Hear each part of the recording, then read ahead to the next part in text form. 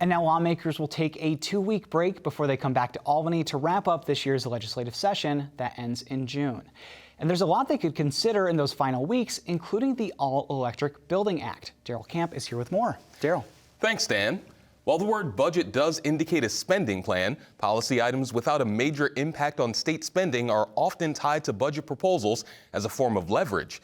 Deputy Senate Majority Leader Mike Gianaris says that issues are better discussed without the pressure of a budget deadline.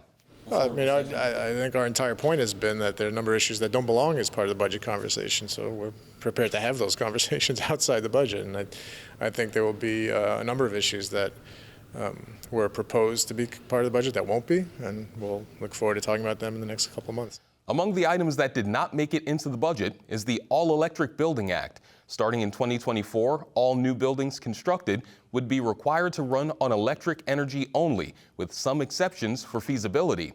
The intent behind that bill is to help reduce the state's carbon impact. Liz Moran, the New York policy advocate for Earth Justice, says those goals are heavily reliant on buildings moving away from fossil fuels. Statewide, buildings make up 60% of the state's greenhouse gas emissions. That's even larger in New York City. It's 70% of New York City's greenhouse gas emissions. New York City already did this. New York City is going to be banning fossil fuels for new construction starting in 2024. So it's a real letdown if the rest of the state doesn't follow suit. Opponents of the All-Electric Building Act say it's too much too soon. Republican Senator Mike Martucci, a member of the Housing Committee, says the environment is important, but changes have to be made in a more fiscally responsible and pragmatic way.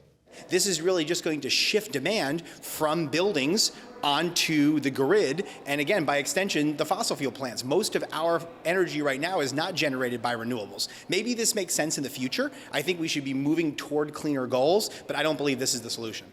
Assemblywoman Linda Rosenthal is a Democrat from Manhattan and a member of the Subcommittee on Renewable Energy.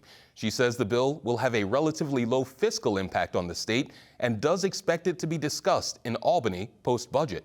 And I think that people around the state are not fully informed yet about the benefits and actually the need to go all electric to save our planet. So I think we'll be having a lot more discussions about that post-budget.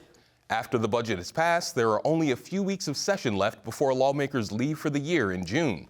Will the All-Electric Building Act pass before then? Only time will tell. All right, thanks, Daryl. Something to keep an eye on.